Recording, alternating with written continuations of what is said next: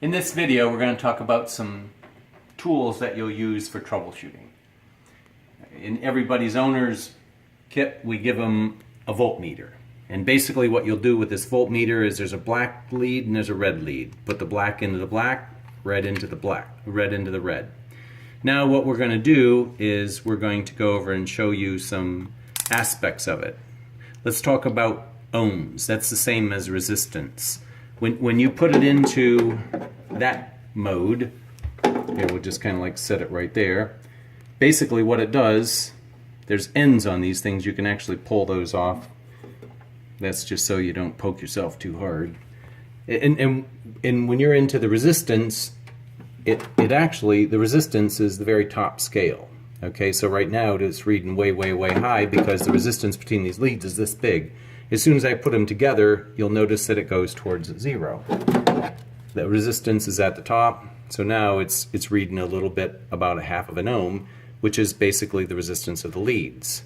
If you were to measure a contact, or if we wanted to go over and say, is this thing hooked to this thing, then you would say, well, if I hook it onto here and I hook it onto here, you know, would this be connected to there? The answer would be yes. If I would go over and ask you whether these switches were open or closed, this is where you would put it on ohms, and that would allow you to be able to see that resistance. Typically, we will have you read AC volts.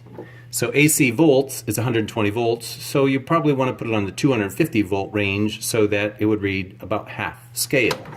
So what you would do, the neutral for the heat injector is the white frame. So if I put this in the white one and I put this one in a black one here, I now read a voltage on it that says about 125 volts. So basically it can read AC volts, or if you read DC volts, you'd put it over here. This unit runs on 24 volt DC, so sometimes we want you to check to see if there's DC volts. On this one, just see that little gray line, the gray wire? That's the neutral for the DC volts, and then there's some positive here. So now I would see DC volts. So wherever you would go to read DC volts, the DC would always have the gray as the neutral, or one side of it, and then you would go over and read a DC volt in a different spot.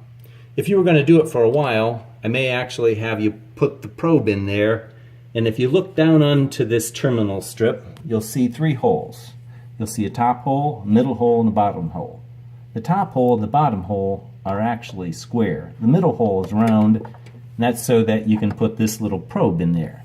So if I were to tell you to do this, you'd be able to put the probe into that spot, and it would stay there because I stuck it in the middle hole, and then I could come down here and check for voltage, and then I only have to move one lead at a time.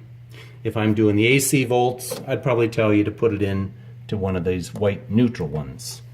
And so therefore that's the AC, the DC, and the ohms. Just want to give you a quick brief on that.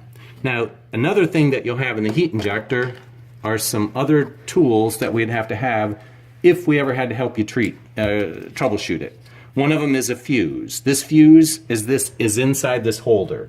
If that fuse ever went bad, it would only go bad because you were in there and you touched a screwdriver to something you didn't mean to when the plugs were on. But basically this little red light would turn on, and that would be how you'd know the fuse would go bad. It won't just automatically go bad. It would have to have some reason to go bad.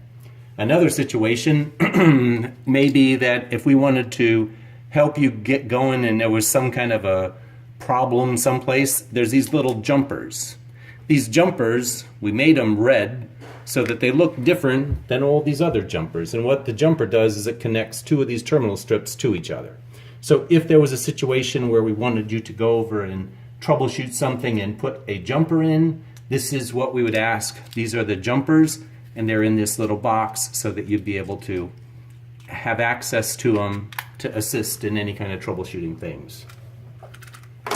If there is a situation where we would have to have you jump something out that didn't have terminals, then what we do is we supply this other little thing that actually you'd be able to clip it onto this so that we'd be able to tell you, help you troubleshoot whatever your problems might be. So these are just some things that if you ever had a situation and you needed some help, this is the tools that we felt you needed to have in order to be able to effectively troubleshoot this thing.